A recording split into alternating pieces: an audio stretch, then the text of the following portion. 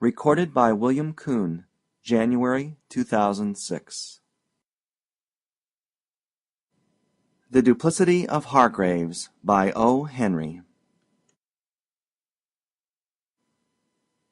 When Major Pendleton Talbot of Mobile, sir, and his daughter, Miss Lydia Talbot, came to Washington to reside, they selected for a boarding place a house that stood 50 yards back from one of the quietest avenues. It was an old-fashioned brick building with a portico upheld by tall white pillars. The yard was shaded by stately locusts and elms, and a catalpa tree in season rained its pink and white blossoms upon the grass.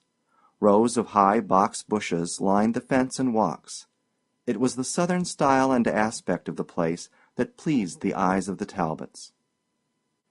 In this pleasant private boarding-house they engaged rooms, including a study for Major Talbot, who was adding the finishing chapters to his book, Anecdotes and Reminiscences of the Alabama Army, Bench, and Bar.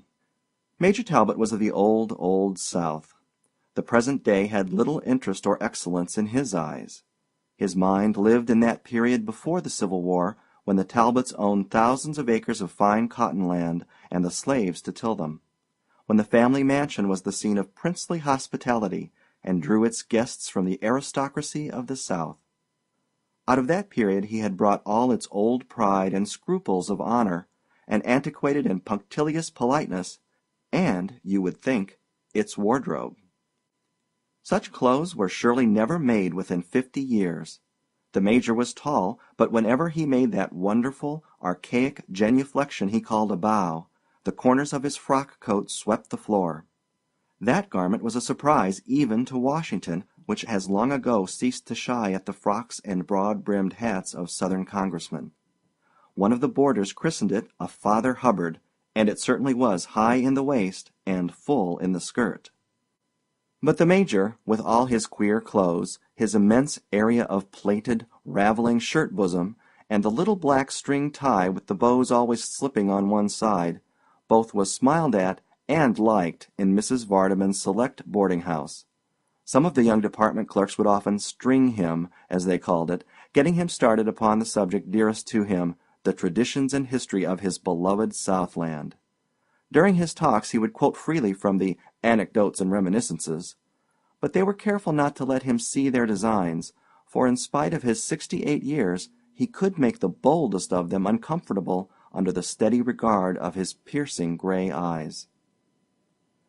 Miss Lydia was a plump little old maid of 35, with smoothly drawn, tightly twisted hair that made her look still older. Old-fashioned, too, she was, but antebellum glory did not radiate from her as it did from the Major. She possessed a thrifty common sense, and it was she who handled the finances of the family, and met all comers when there were bills to pay. The Major regarded board bills and wash bills as contemptible nuisances. They kept coming in so persistently and so often. Why, the Major wanted to know, could they not be filed and paid in a lump sum at some convenient period, say when the Anecdotes and Reminiscences had been published and paid for? Miss Lydia would calmly go on with her sewing and say, "We'll pay as we go, as long as the money lasts, and then perhaps they'll have to lump it." Most of Mrs. Vardaman's boarders were away during the day, being nearly all department clerks and business men. But there was one of them who was about the house a great deal from morning to night. This was a young man named Henry Hopkins Hargraves, every one in the house addressed him by his full name, who was engaged at one of the popular vaudeville theaters. Vaudeville had risen to such a respectable plane in the last few years, and Mr. Hargraves was such a modest and well-mannered person, that Mrs. Vardaman could find no objection to enrolling him upon her list of boarders. At the theater Hargraves was known as an all-round dialect comedian, having a large repertoire of German, Irish, Swede, and black-face specialties. But Mr. Hargraves was ambitious, and often spoke of his great desire to succeed in legitimate comedy. This young man appeared to conceive a strong fancy for Major Talbot. Whenever that gentleman would begin his Southern reminiscences, or repeat some of the liveliest of the anecdotes, Hargraves could always be found the most attentive among his listeners. For a time the Major showed an inclination to discourage the advances of the play actor, as he privately termed him, But soon the young man's agreeable manner and indubitable appreciation of the old gentleman's stories completely won him over. It was not long before the two were like old chums.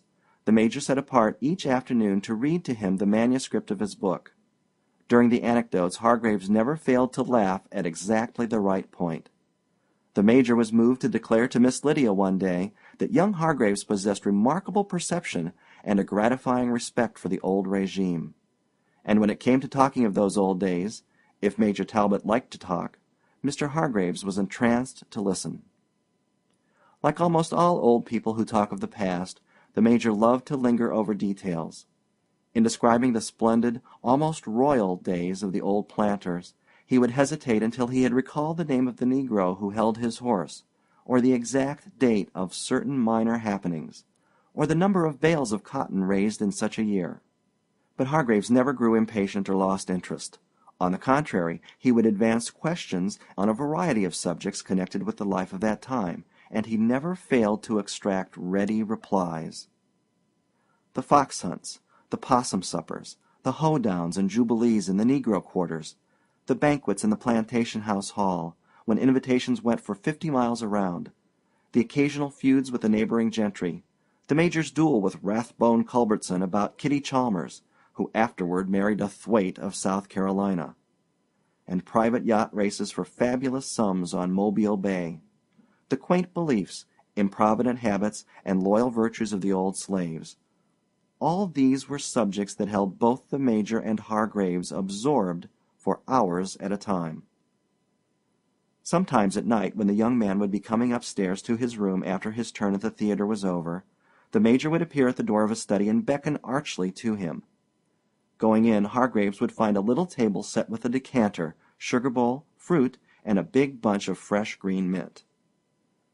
"It occurred to me," the Major would begin, he was always ceremonious, "that perhaps you might have found your duties at your place of occupation sufficiently arduous to enable you, Mr. Hargraves, to appreciate what the poet might well have had in his mind when he wrote 'Tired Nature's Sweet Restorer,' one of our Southern juleps." It was a fascination to Hargraves to watch him make it. He took rank among artists when he began, and he never varied the process. With what delicacy he bruised the mint, with what exquisite nicety he estimated the ingredients, with what solicitous care he capped the compound with the scarlet fruit glowing against the dark green fringe, and then the hospitality and grace with which he offered it, after the selected oat straws had been plunged into its tinkling depths. After about 4 months in Washington, Miss Lydia discovered one morning that they were almost without money. The Anecdotes and Reminiscences was completed, but publishers had not jumped at the collected gems of Alabama sense and wit. The rental of a small house which they still owned in Mobile was 2 months in arrears. Their board money for the month would be due in 3 days. Miss Lydia called her father to a consultation. "No money?" he said with a surprised look. "It is quite annoying to be called on so frequently for these petty sums. Rarely The Major searched his pockets. He found only a $2 bill, which he returned to his vest pocket. "I must attend to this at once, Lydia," he said. "Kindly get me my umbrella, and I will go downtown immediately. The congressman from our district, General Fulgham, has assured me some days ago that he would use his influence to get my book published at an early date. I will go to his hotel at once and see what arrangement has been made." With a sad little smile, Miss Lydia watched him button his Father Hubbard and depart, pausing at the door, as he always did, to bow profoundly. That evening, at dark, he returned. It seemed that Congressman Fulgham had seen the publisher who had the Major's manuscript for reading. That person had said that if the anecdotes, etc., were carefully pruned down about 1/2, in order to eliminate the sectional and class prejudice with which the book was dyed from end to end, he might consider its publication. The Major was in a white heat of anger, but regained his equanimity, according to his code of manners, as soon as he was in Miss Lydia's presence. "We must have money," said Miss Lydia, with a little wrinkle above her nose. "Give me the $2, and I will telegraph to Uncle Ralph for some tonight." The Major drew a small envelope from his upper vest pocket and tossed it on the table. "Perhaps it was injudicious," he said mildly, "but the sum was so merely nominal that I bought tickets to the theater tonight. It's a new war drama, Lydia. I thought you would be pleased to witness its first production in Washington. I am told that the South has very fair treatment in the play. I confess I should like to see the performance myself." Miss Lydia threw up her hands in silent despair. Still, as the tickets were bought, they might as well be used. So that evening, as they sat in the theater listening to the lively overture, even Miss Lydia was minded to relegate their troubles, for the hour, to second place. The Major, in spotless linen, with his extraordinary coat showing only where it was closely buttoned, and his white hair smoothly roached, looked really fine and distinguished. The curtain went up on the first act of A Magnolia Flower, revealing a typical Southern plantation scene. Major Talbot betrayed some interest. "Oh, see!" exclaimed Miss Lydia, nudging his arm and pointing to her program. The Major put on his glasses and read the line in the cast of characters that her fingers indicated. Colonel Webster Calhoun, Mr. Hopkins Hargraves. "Is our Mr. Hargraves," said Miss Lydia. "It must be his first appearance in what he calls the legitimate. I'm so glad for him." Not until the second act did Colonel Webster Calhoun appear upon the stage. When he made his entry, Major Talbot gave an audible sniff, glared at him, and seemed to freeze solid. Miss Lydia uttered a little ambiguous squeak and crumpled her program in her hand. For Colonel Calhoun was made up as nearly resembling Major Talbot as one pea does another. The long, thin white hair, curly at the ends, the aristocratic beak of a nose, the crumpled, wide, raveling shirt front, the string tie with the bow nearly under one ear, were almost exactly duplicated. And then, to clinch the imitation, he wore the twin to the Major's supposed to be unparalleled coat. High-collared, baggy, empire-waisted, ample-skirted, hanging a foot lower in front than behind, the garment could have been designed from no other pattern. From then on, the Major and Miss Lydia sat bewitched, and saw the counterfeit presentment of a haughty Talbot dragged, as the Major afterward expressed it, through the slanderous mire of a corrupt stage. Mr. Hargraves had used his opportunities well. He had caught the Major's little idiosyncrasies of speech, accent, and intonation, and his pompous courtliness to perfection, exaggerating all to the purpose of the stage. When he performed that marvelous bow that the Major fondly imagined to be the pink of all salutations, the audience sent forth a sudden round of hearty applause. Miss Lydia sat immovable, not daring to glance toward her father. Sometimes her hand next to him would be laid against her cheek, as if to conceal the smile which, in spite of her disapproval, she could not entirely suppress. The culmination of Hargraves' audacious imitation took place in the third act. The scene is where Colonel Calhoun entertains a few of the neighboring planters in his den. Standing at a table in the center of the stage, with his friends grouped about him, he delivers that inimitable, rambling character monologue so famous in A Magnolia Flower, at the same time that he deftly makes juleps for the party. Major Talbot, sitting quietly, but white with indignation, heard his best stories retold, his pet theories and hobbies advanced and expanded, and the dream of the Anecdotes and Reminiscences served, exaggerated, and garbled. His favorite narrative, that of his duel with Rathbone Culbertson, was not omitted, and it was delivered with more fire, egotism, and gusto than the Major himself put into it. The monologue concluded with a quaint, delicious, witty little lecture on the art of concocting a julep, illustrated by the act. Here Major Talbot's delicate but showy science was reproduced to a hair's breadth, from his dainty handling of the fragrant weed, "the 1,000th part of a grain too much pressure, gentlemen, and you extract the bitterness, instead of the aroma, of this heaven-bestowed plant," to his solicitous selection of the oaten straws. At the close of the scene the audience raised a tumultuous roar of appreciation. The portrayal of the type was so exact, so sure and thorough, that the leading characters in the play were forgotten.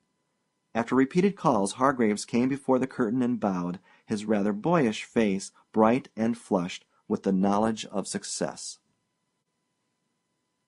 At last Miss Lydia turned and looked at the Major. His thin nostrils were working like the gills of a fish. He laid both shaking hands upon the arms of his chair to rise. "We will go, Lydia," he said chokingly. "This is an abominable desecration." Before he could rise, she pulled him back into his seat. "We will stay it out," she declared. "Do you want to advertise the copy by exhibiting the original coat?" So they remained to the end. Hargraves' success must have kept him up late that night, for neither at the breakfast nor at the dinner table did he appear. About 3 in the afternoon he tapped at the door of Major Talbot's study. The Major opened it, and Hargraves walked in with his hands full of the morning papers, too full of his triumph to notice anything unusual in the Major's demeanor. "I put it all over 'em last night, Major," he began exultantly. "I had my inning, and, I think, scored. Here's what the Post says. His conception and portrayal of the old-time Southern colonel, with his absurd grandiloquence, his eccentric garb, his quaint idioms and phrases, his moth-eaten pride of family, and his really kind heart, fastidious sense of honor, and lovable simplicity, is the best delineation of a character role on the boards today. The coat worn by Colonel Calhoun is itself nothing less than an evolution of genius. Mr. Hargraves has captured his public. How does that sound, Major, for a first-nighter?" "I had the honor," the Major's voice sounded ominously frigid, "of witnessing your very remarkable performance, sir, last night." Hargraves looked disconcerted. "You were there? I didn't know you ever. I didn't know you cared for the theater. Oh, I say, Major Talbot," he exclaimed frankly, "don't you be offended. I admit I did get a lot of pointers from you that helped out wonderfully in the part.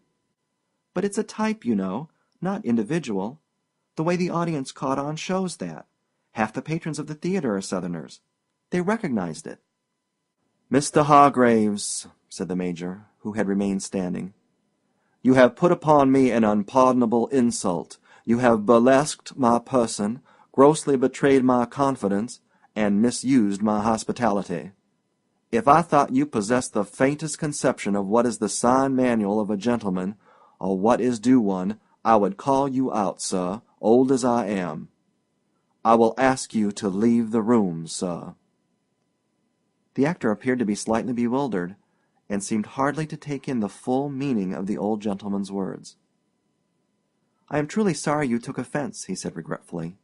"Up here we don't look at things just as you people do.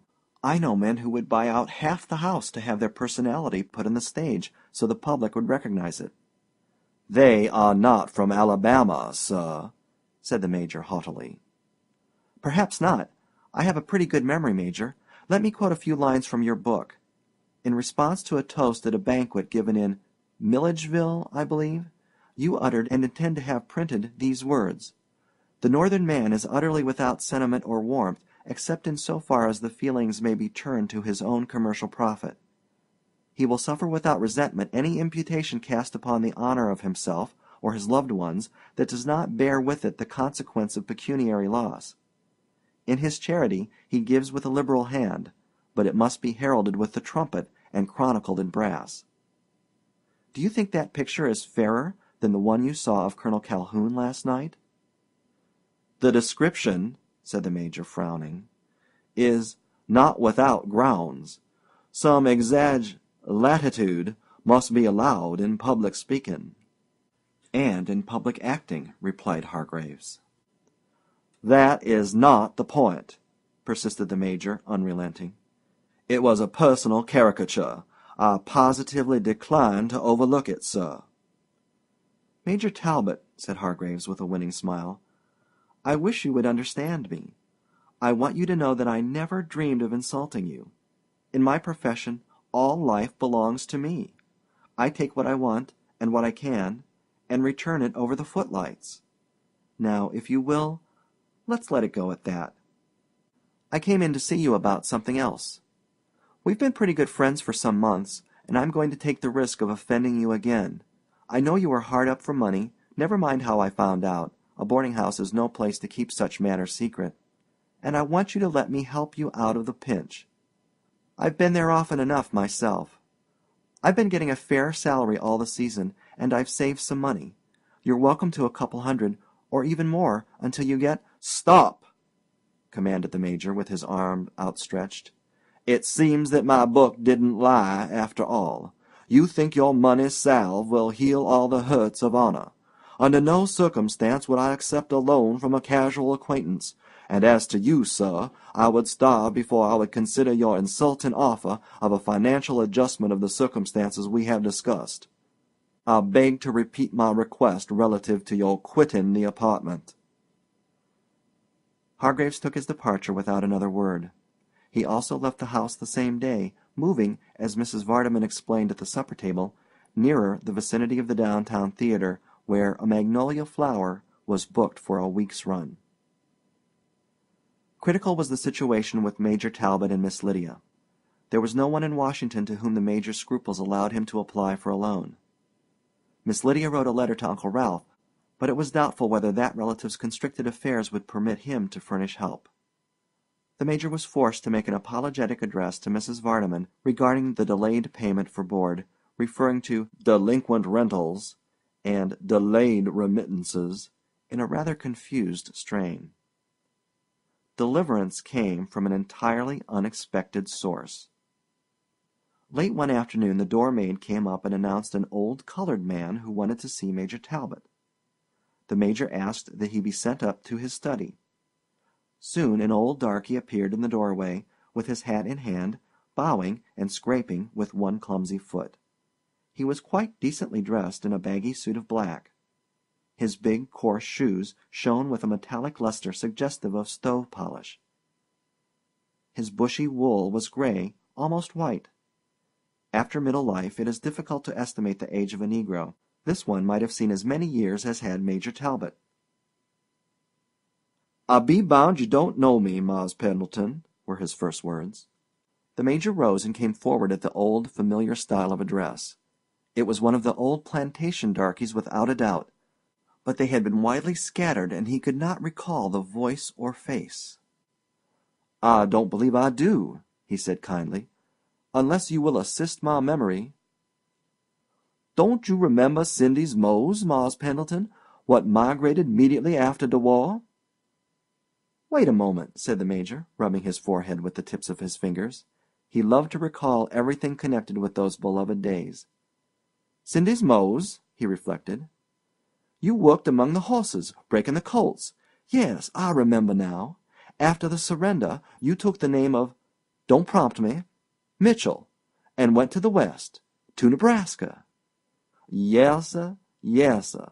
The old man's face stretched with a delighted grin. "That's him. That's it. Nebraska. That's me, Mose Mitchell. Old Uncle Mose Mitchell, they calls me now. Oh, Mars, your pa give me a paw of dem mule colts when I left for to start me going with. You 'member dem colts, Mars Pendleton?" "I don't seem to recall the colts," said the Major.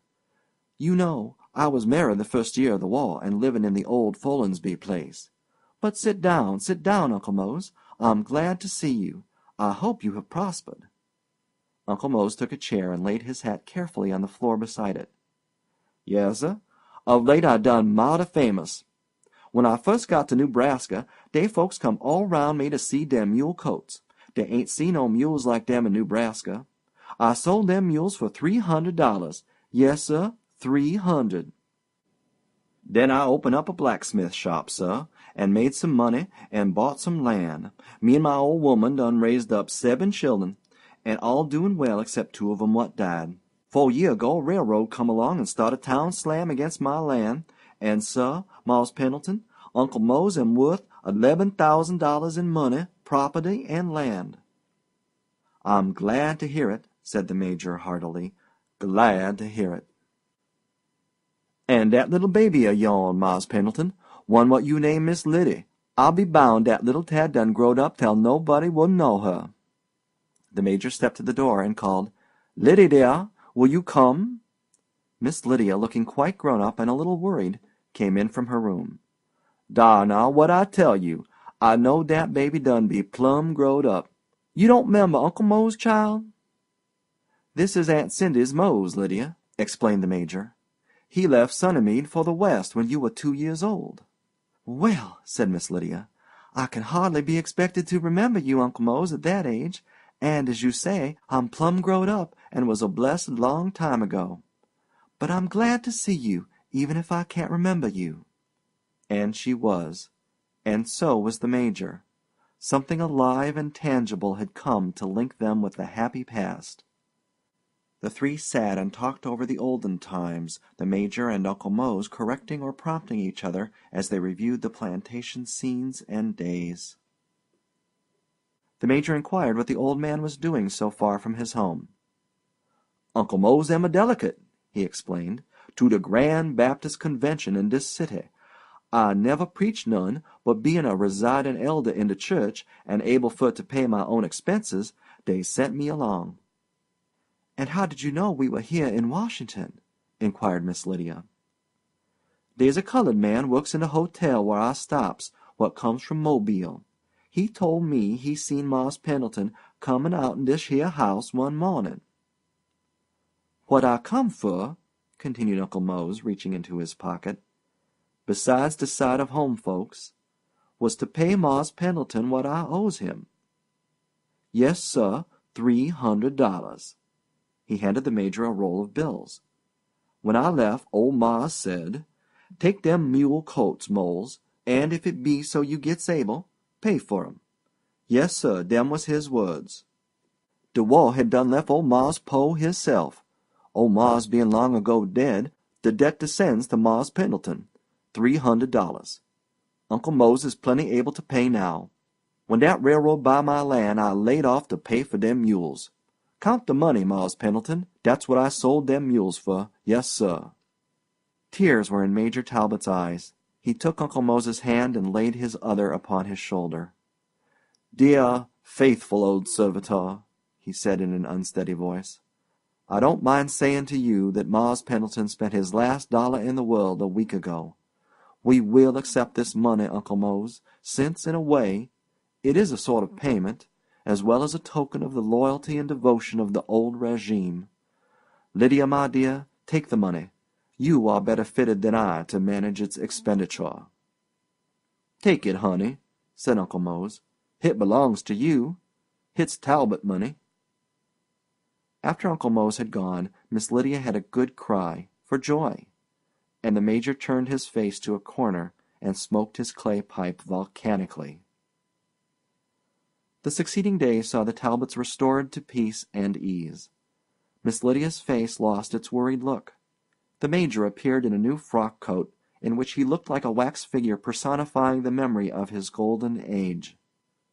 Another publisher who read the manuscript of the Anecdotes and Reminiscences thought that, with a little retouching and toning down of the highlights, he could make a really bright and saleable volume of it. Altogether the situation was comfortable, and not without the touch of hope that is often sweeter than arrived blessings. One day, about a week after their piece of good luck, a maid brought a letter for Miss Lydia to her room. The postmark showed that it was from New York. Not knowing any one there, Miss Lydia, in a mild flutter of wonder, sat down by her table and opened the letter with her scissors. This is what she read: "Dear Miss Talbot, I thought you might be glad to learn of my good fortune. I have received and accepted an offer of $200 per week by a New York stock company to play Colonel Calhoun in A Magnolia Flower. There is something else I wanted you to know. I guess you'd better not tell Major Talbot. I was anxious to make him some amends for the great help he was to me in studying the part, and for the bad humor he was in about it. He refused to let me, so I did it anyhow. I could easily spare the $300. Sincerely yours, H. Hopkins Hargraves. P.S. How did I play Uncle Mose?" Major Talbot, passing through the hall, saw Miss Lydia's door open and stopped. "Any mail for us this morning, Lydia dear?" he asked. Miss Lydia slid the letter beneath a fold of her dress. "The Mobile Chronicle came," she said promptly. "It's on the table in your study." End of The Duplicity of Hargraves.